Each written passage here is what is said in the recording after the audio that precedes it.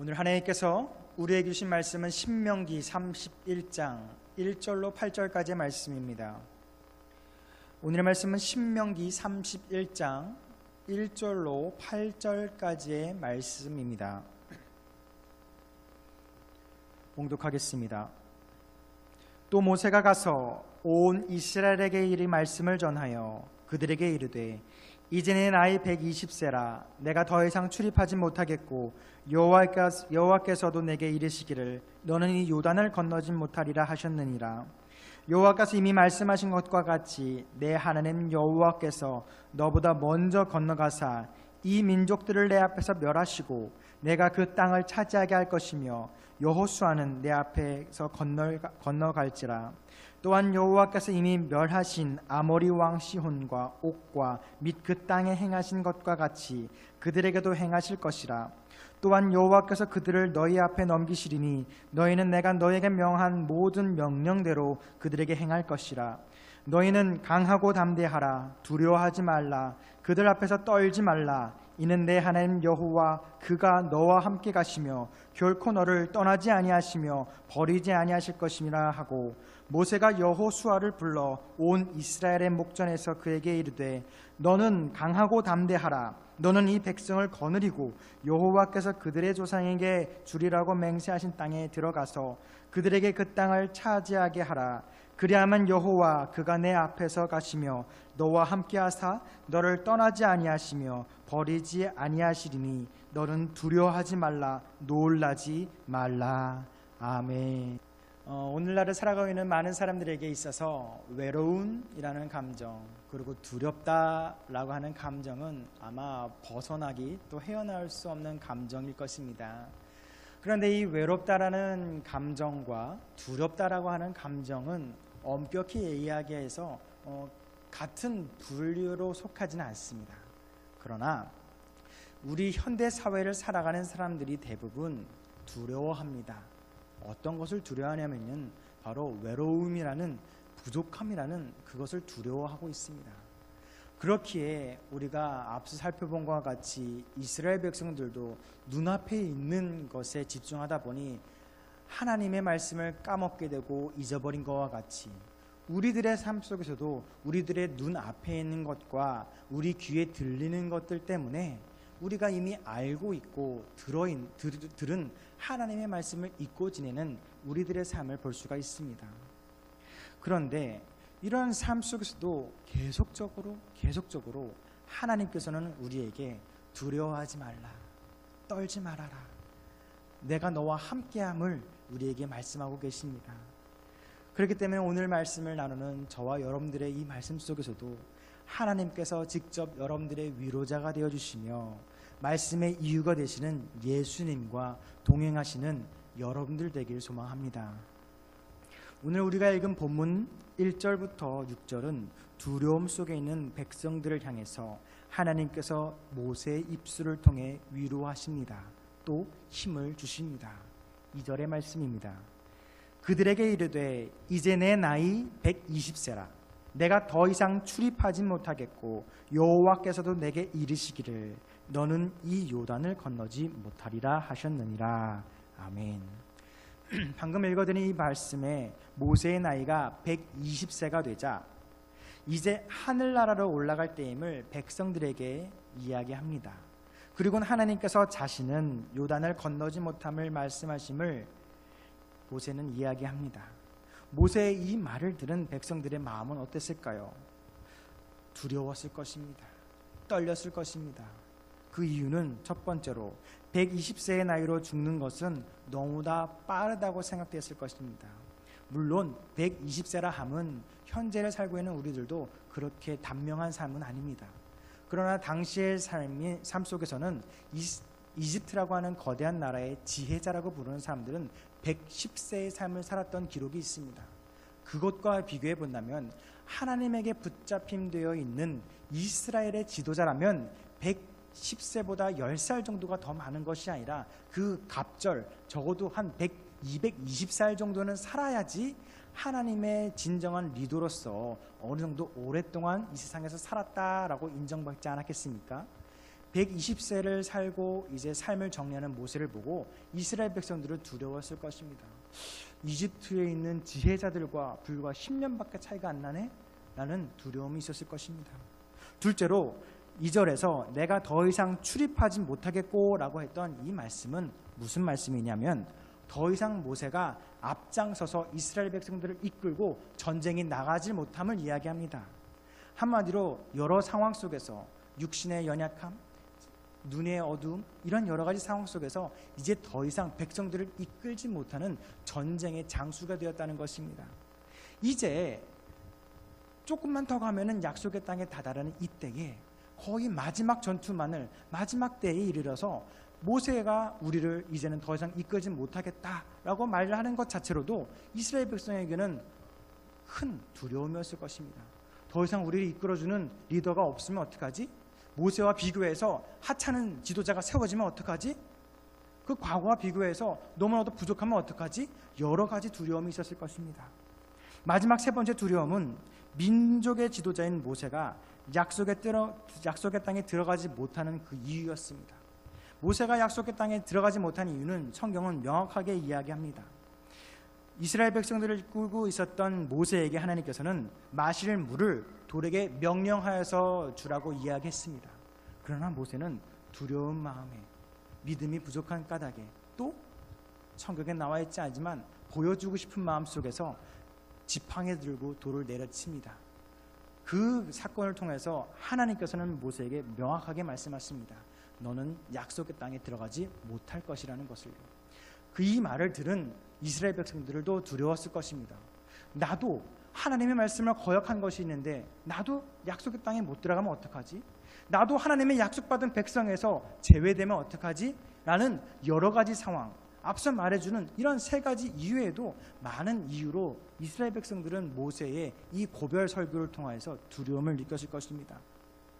그러자 이 마지막 말씀을 통해서, 마지막 유언을 통해서 자신의 앞날을 고민하고 걱정하는 이스라엘 백성들에게 모세는 하나님의 말씀을 전합니다.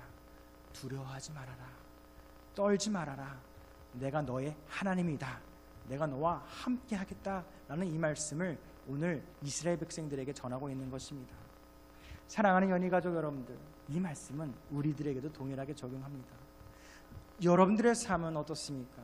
눈앞에 있는 나를 이끌고 있었던 지도자, 나를 이끌어 주었던 부모님, 나를 이끌었다고 생각하는 상황과 환경, 재물, 직업, 여러 가지들이 내 눈앞에 있다가 없어질 것만 같은 두려움이 있으십니까? 또 그것이 있다 하더라도 어느 순간 사라질 것만 같은 보다 완벽한 나를 이끌어줄 무언가가 필요하십니까? 그렇다면 여호와 하나님을 붙잡으시기 바랍니다. 세상의 어떠한 것도 바람에 나는 겨와 같다는 것을 기억하셔서 굳건하신 반석 되시는 여호와 하나님을 붙잡는 저와 여러분들 되기를 소망합니다. 그렇기 때문에 하나님께서는 우리에게 동일한 위로를 주십니다. 우리들의 인생에서도 하나님이 직접 앞장서서 우리들의 길을 만들어 주심을 이야기하십니다. 믿음의 자녀들은 강하고 담대한 마음으로 두려워하지 말고 앞으로 그저 걸어가기만 하면 됩니다. 때로는 혼자 해결할 수 없는 상황이 맞닥뜨릴 수도 있습니다. 막다른 골목에 갇힌 것만 같은 그때에 두려워하지 마시고 여호수아와 같은 사람을 통해서 위로해 주심을 기억하시면서 또한 여호와 하나님께서 직접 우리와 함께 하심을 기대하시기 바랍니다. 하나님께서는 자신의 백성을 떠나시지 아니하시며 버리지 아니하실 것을 기억하라는 것입니다. 사실 진정으로 이러한 두려워 말라, 외로워하지 말라라고 말씀하시는 이 말씀 속에서 진정한 외로움을 느끼실 분은 하나님이셨을 것입니다. 왜냐하면 사람들은 하나님의 말씀을 너무 잘 듣습니다. 기적을 보여주면 예수님의 곁에서 그랬던 것처럼 수많은 사람들이 몰려듭니다. 작은 이적만 보여줘도 마치 세상의 주권자와 같이 세상의 전부를 갖고 있는 사람처럼 막 몰리기 시작하는 것을 보고 예수님은 참 때로는 기쁘지만 때로는 속상했을 것입니다. 왜냐하면 예수님과 하나님이 사람들에게, 우리들에게 원하는 방향은 다른 것인데 사람들은 그저 이적을 통한 나의 삶이 좀 더 세상 가운데에 잘 되길 바라고 좀 더 나의 생각과 같은 방향으로 나아가는 방향 속에서 예수님과 정반대의 길을 걸었던 것을 성경은 이야기하고 있기 때문입니다. 이것은 우리가 이것을 말씀을 읽은 이후에 있는 이스라엘 백성들 속에서도 볼 수가 있습니다. 하나님께서는 오늘의 말씀과 같이 이스라엘 백성들에게 직접 천사를 보내줍니다. 심지어 그 천사의 손에는 칼을 들려주어서 여리고 성에 서 있는 백성들에게 담대한 마음을 주셨습니다. 두려워하지 말아라. 칼을 든 천사를 너에게 보냈으니 너희는 승리할 것이다. 물론 그 전쟁에서 승리합니다. 그러나 그것이 채 한 장도 넘어가기도 전에 아간이라는 사람은 그 가운데 다른 마음을 품습니다. 아간은 살아계신 하나님의 이 계심을 믿지 않았기 때문에 나의 이득을 챙기기 위해서 몰래 물건을 훔칩니다. 그 결과 아이성이라는 곳에서는 대패를 하게 된다는 것입니다. 이것이 하나님의 답답한 마음의 표현입니다. 내가 너희에게 세상 전부를 주겠다 하고 내가 너에게 절대적인 승리의 증거로 칼을 든 천사를 너에게 보내준다 했지만 너희의 작은 물질의 욕심들 때문에 그 승패가 정반대로 뒤집힐 수 있다는 것입니다. 그렇기에 이러한 모습을 보고 얼마나 하나님께서는 마음이 아프셨겠습니까? 이것은 신약 성경에 있는 예수님의 모습을 통해서도 우리는 많이 볼 수가 있습니다. 예수님의 제자라고 불리는 사람들 역시 예수님과는 전혀 다른 마음을 갖고 있었습니다. 예수님은 아끼는 제자 3명을 데리고 변화산이라는 곳에 데리고 올라가서 모세와 엘리야와 같은 민족의 지도자들의 얼굴을 보여주며 믿음을 줍니다. 이런 상황 속에서 베드로는 뭐라고 말하냐면 이곳에 초막을 지어서 산 꼭대기에 이런 아름답고 황홀함을 이것을 지켜서 초막을 지읍시다. 이 황홀한 시간을 영원히 간직합시다 라고 예수님에게 주장합니다. 그러나 예수님의 관심은 산 꼭대기에 있는 영화로움이 아니었습니다. 산 밑에 있는 갖지 못하고 누리지 못하고 억울한 가운데에 핍박받고 있는 눈 멀고 귀 멀고 안진병이와 같은 그 사람들에게 예수님은 다가가기 위해서 변화산 꼭대기로 제자들을 올라가서 믿음을 주었지만 제자들의 믿음은 그 산 밑에 있는 사람들이 아니라 산 꼭대기에 있는 스스로의 영광을 누리고자 했다는 것입니다. 이것을 보란 듯이 예수님께서는 베드로가 여기가 좋사오니 라고 외쳤던 것이 무색하게 산으로 내려가자마자 귀신 들린 여인을 고치면서 예수님의 공생애의 생활을 하고 있습니다. 또 예수님은 십자가에서 하나님의 뜻을 받아 거룩한 희생을 해야 함을 제자들에게 조심스럽게 전하했습니다. 그때에도 베드로는 뭐라고 말하냐면 마태복음 16장 22절에서 주여 그리마옵소서 이 일이 결코 주께 미치지 아니하리이다 라면서 마치 나의 노력과 힘으로 예수님의 십자가 사건을 막으려고 듭니다. 이때에 예수님은 뭐라고 말씀하시죠? 우리가 잘 알듯이 사탄아 물러가라 라고 이야기하십니다. 베드로도 예수님을 위하는 마음으로 사랑하는 마음으로 고백했을 것입니다. 그러나 예수님의 방향성과 제자들의 방향성은 달랐던 것입니다. 예수님은 십자가를 통한 이 세상의 구원이 목적이었고 갖지 못한 자, 누리지 못하는 자들에게 진정한 자유를 주고 싶었던 것인데 베드로는 세상의 승리, 세상의 이득을 얻기를 원했던 것입니다. 또 마지막으로 로마 군인들에게 잡혀가서 십자가의 고난을 받을 때에 예수님의 외로우심은 극에 달하십니다. 은 30에 예수님을 파는 제자가 있는가 하면 혹여나 나에게 불똥에 튈까 예수님을 부인하면서 소리치면서 도망가는 제자도 있었습니다. 뿔뿔이 흩어져서 예수님의 십자가의 곁에는 아무도 제자들이 없었습니다. 예수님께서는 이러한 외로움 속에서 엘리 엘리 라마 사박다니라는 이러한 이야기를 합니다. 번역하자면 나의 하나님 어찌하여 나를 버리셨나이까 라는 외침을 하셨다는 것입니다. 이 외침은 인간적인 예수님의 철저한 외침입니다. 하나님을 따르자니 너무 두렵습니다. 하나님을 따르자니 너무 외롭습니다.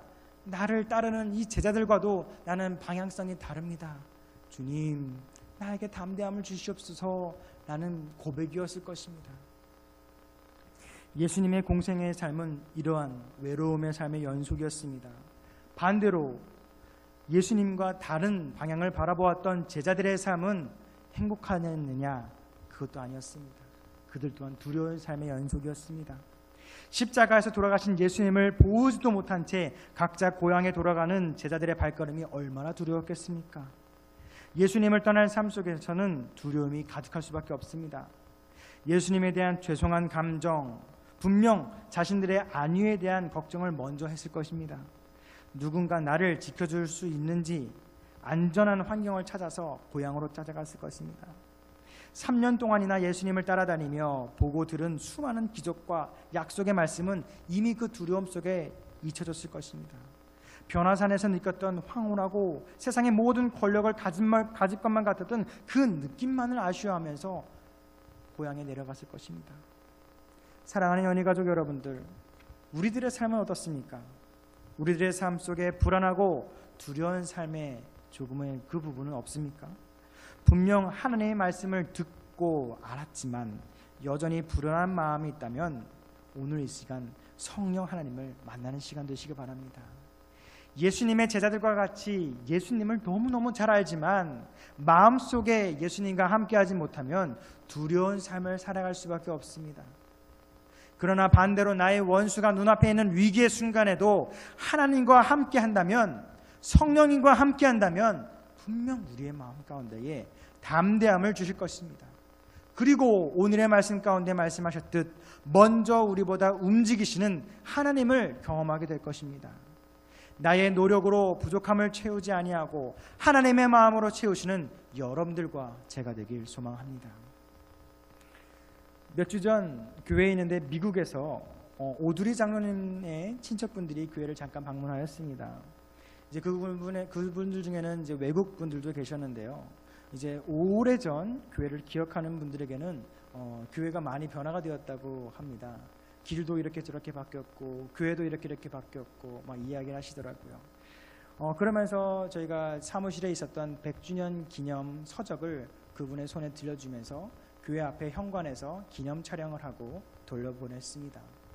그런데 그 기념 촬영을 딱 찍고 사무실에 앉는 순간 제 머릿속에는 뭔가 오버랩되는, 교차되는 생각이 하나가 있었습니다. 그것은 제가 신혼여행 때 봤던 바티칸에 있었던 성 베드로 성전이었습니다. 그곳은 현존하는 가장 큰, 유일한 건물 중에 가장 큰 성전이라고 합니다. 그런데 그곳은 예배를 드리는 곳이라기보다는 전 세계에서 수많은 관광객들이 티켓을 끊어서 그곳을 관광하고 수많은 곳을 사진을 찍고 돌아다니는 것을 우리는 모두 알고 있습니다. 그런데 참 이상한 게도 저는 교회 사무실에 앉아있는데 그것이 딱 머릿속에 오버랩되면서 과연 지금 연희교회는 111년의 역사를 갖고 있지만 후대에 50년, 100년이 지나서 후대의 자손들이 이 연희교회를 바라볼 때 과연 어떻게 바라볼까? 이 예배의, 연희교회 예배의 자리에 참여하면서 하나님께 예배하는 상황 속에서 하나님의 이 역사를 기억할 것인지, 박물관이 된 연희교회를 걸어다니면서 수백 년 전 이곳에서 있었던 믿음을 사진 찍어 갈 것인지 갑자기 저의 머릿속에 그것이 생각되었습니다. 물론 그 성 베드로 성당에서도 예배는 진행됩니다. 그러나 대부분의 성당이 문이 걸어 잠겨져 있고 대부분의 성당이 예수님을 위한 공간이 아니라, 예배를 위한 공간이 아니라 관광객을 위한 공간으로 변화되고 있음을 전 보았습니다. 그것은 왜 그럴까요? 물론 그것을 결정한 사람들은 그 성당을 위한 사람들의 결정이었을 것입니다. 어떻게 하면 이 성당을 안정적이게 운영하지? 어떻게 하면 많은 사람들에게 효과적으로 이것을 관광지로 만들까 고민했을 것입니다. 그러자 티켓을 발부하는 관광지가 되어버렸습니다. 그것은 왜 그럴까요? 바로 그 예배의 자리에, 예배당의 자리에 예수님이 가장 먼저 계신 것이 아니라 관광객이 그 자리를 차지했기 때문에 티켓이 예수님보다 먼저 되었다는 것입니다. 사랑하는 연희가족 여러분들, 연희교회의 미래는 어떤 것입니까? 100년 뒤, 200년 뒤, 아니요, 자칫 잘못하면 50년 뒤에 이곳은 예배하는 공간이 될까요? 아니면 한국 기독교의 역사를 기념하는 박물관이 될까요? 그것의 기준은 이 예배당에 하나님이 계시느냐 없느냐, 바로 그것이 문제가 될 것입니다. 이러한 문제는 우리의 가까운 역사 속에서도 드러났습니다. 한국교회의 최대 교파는 장로교회입니다. 일본의 억압 속에서 장로교는 똘똘 뭉쳐서 자기들끼리의 선교 활동을 열심히 하였습니다. 그런데 해방이 되자마자 어떤 일이 일어나냐면 예수교 장로교라는 것으로 나뉘게 되고 기독교 장로교라는 것으로 나뉘게 되었습니다. 본래 예수 그리스도라는 하나의 이름에서 예수교 장로교, 기독교 장로교가 된 것입니다. 한마디로 성 따로 이름 따로 예수님 따로 그리스도 따로 된 두 개의 장로교가 생각이 났다는 것입니다. 그것만 있나요? 또 시간이 얼마 되지도 않아 예수교 장로교라는 것은 합동이라는 측과 통합이라는 측으로 또 나뉘게 됩니다. 이것이 얼마나 우스운 이야기냐면요, 죄송합니다, 용서하고 들어주세요. 합동이라는 것 자체도 합친다는 의미고 통합이라는 것도 합친다는 의미를 갖고 있습니다. 하나됨을 의미하죠. 그런데 하나되기 위해서 하나됨을 외치면서 두 개로 나눈다는 것이 얼마나 웃긴 일입니까? 그러나 이것이 제가 비록 장로교를 예를 들었지만 우리의 삶 속에서도 우리의 믿음 속에서도 이러한 아이러니한 일들이 많이 일어납니다. 우리는 예수님을 믿는다 하고 우리는 예수님을 우리의 구주로 고백하고 이 교회는 예수님이 주인입니다 라고 이야기를 하면서 정작 냉정하게 본다면 교회의 주인이 예수님이 아니라 자칫 잘못하면 은행이 될 수도 있고 사람이 될 수도 있고 물건이 될 수도 있습니다. 이것은 우리에게 하나님께서 오늘 말씀하시는 경고의 메시지이기도 합니다. 이 교회의 주인은 누구이십니까? 하나님께서는 이 교회의 주인이 하나님이 아닌 다른 것이 될 때 처절한 외로움을 느끼실 것입니다. 마치 홀로 십자가에 매달려 계신 예수님이 외로움을 느끼셨던 것과 같이 철저한 외로움을 느끼게 될 것입니다. 우리는 지금 하나님을 외로움을 느끼지 않을 만큼 이 교회의 주인으로 예수 그리스도를 인정하고 계십니까? 아멘. 설령 조금 부족하더라도 그런 방향성으로 우리는 나아가야 되면 분명합니다. 그렇기 때문에 태초에 이 세상을 만드시고 사람을 만드시고 교회를 만드시고 참으로 좋다라고 하나님께서 말씀하셨던 것을 기억하여서 다시 그런 참으로 좋다, 참으로 귀하다라는 평가를 받을 수 있는 연희감리교회, 또 연희감리교회 교인들, 또 우리 한 명 한 명의 가정들 되기를 소망합니다. 말씀을 정리합니다. 오늘의 본문 1절부터 6절의 말씀은 모세의 죽음을 앞에 두고 두려워하는 백성들을 위로하는 위로의 말씀입니다. 7절과 8절의 말씀은 동일한 내용으로서 다 차기 백성들을 이끌 지도자인 여호수아에게 전하는 메시지입니다. 이 두 메시지가 결국 모세가 여호수아와 백성들에게 전하고 싶은 메시지가 이것입니다. 8절 말씀입니다. 그리하면 여호와 그가 내 앞에서 가시며 너와 함께하사 너를 떠나지 아니하시며 버리지 아니하시리니 너는 두려워하지 말라, 놀라지 말라. 아멘. 약속의 땅의 첫 관문인 여리고성을 함락시키기 전 천사 대장을 보내신 분은 여호와 하나님이셨습니다.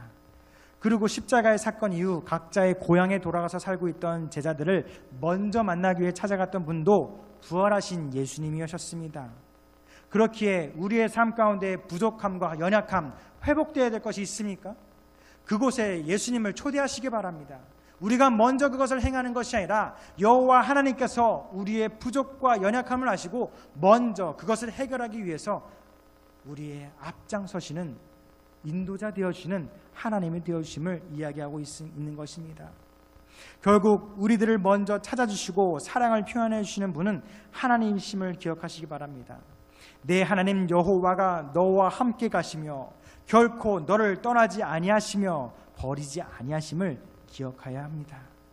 사랑하는 연희가족 여러분들, 두려움을 이기는 방법은 하나님과 함께 하심을 인정하는 것입니다. 또 순종하며 따르는 것입니다. 어떠한 상황 속에서도 놀라지 마시기 바랍니다. 하나님께서 동행하심을 믿고 두려움을 이겨내시기 바랍니다. 하나님이 계신 교회는 멸망치 않습니다. 하나님이 계신 가정은 풍요로워질 것입니다. 하나님이 계신 우리는 하나님의 손에 구원받을 것입니다. 이러한 붙잡힘 받은 삶을 살아가는 이번 한 주의 삶 속에서도 하나님과 동행하며 어떠한 상황에서도 두려움을 이겨내시는 여러분들 되길 소망합니다. 이 시간 결단하는 마음으로 찬양하길 바라는데요, 이 가사를 고백하며 찬양해 보겠습니다.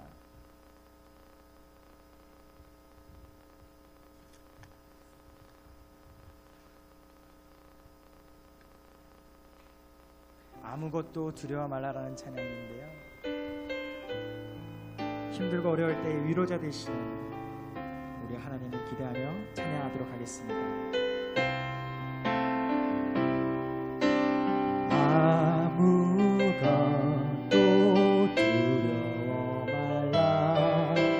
주 나의 하나님이 지켜주시니 놀라지 마라, 겁내지 마라. 주님 나를 지켜주시니. 하나님께서 말씀하십니다. 아무것도 두려워. 주 나의 하나님이 이미 지켜주시. 놀라지 마라, 놀라지 마라, 겁내지 마라. 주님 나를 지켜주시네. 내 맘이 힘에 겨워 지칠지라도 주님 나를 지켜주시네. 세상에 엄한 풍파 몰아칠 때도 주님 나를 지켜주시네. 주님은 나의 산성, 주님은 나의 소생, 주님은 나의 소망, 나의 힘이 돼. 주님은 나의 산성이십니다. 주님은 나의 주님은 나의 요새, 주님은 나의 요새,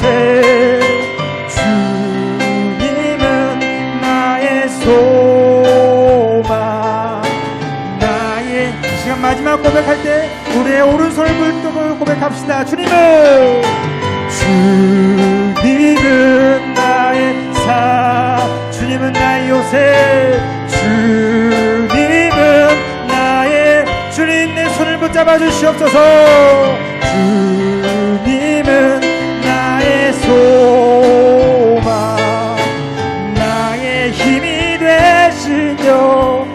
이 시간 우리의 말씀을 붙잡고 나아갈 때에 주님 우리의 기도를 들어주시옵소서. 주님 성령님 내려주시옵소서 하는 간절한 마음으로 주여 세 번 외치면서 동서로 기도하겠습니다.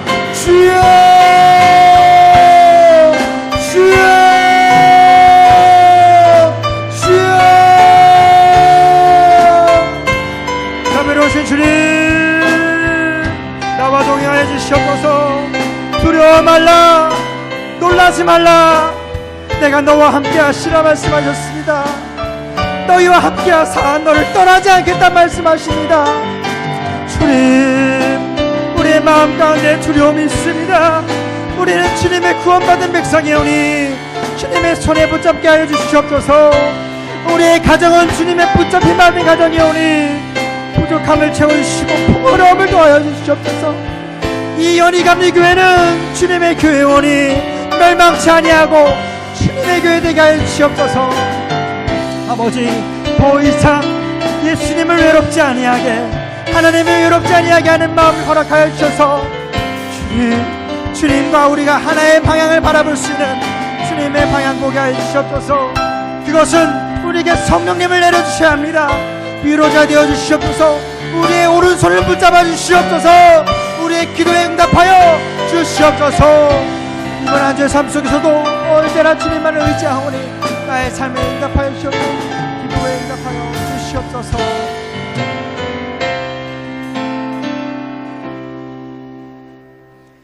자비로우신 하나님 감사합니다. 부족한 우리들을 사랑하시어서 십자가의 고통으로 십자가의 희생으로 우리를 구원하여 주셨습니다. 우리는 구원받은 백성이오나 여전히 죄의 길을 따르기에 급급하고 우리 눈에 보이고 우리가 바라는 방향만을 바라보는 우리의 삶을 고백합니다. 예수님의 제자들이 그랬듯이 이스라엘 백성들이 그러하셨듯 예수님을 외롭게 하지 아니하게, 하나님을 외롭지 아니하게 하는 우리들의 삶을 허락하여 주시옵소서. 그래 주님의 성령을 우리에게 보내주셔서 우리가 주님의 성령에 붙잡힘 받게 하셔서 우리를 구원하여 주셨고 우리의 가정 또한 구원하심 속에 풍요로움을 주셨고 우리의 교회를 멸망치 아니하는 그런 교회되게 회복시켜 주시옵소서. 이번 한 주의 삶 속에서도 나아갑니다.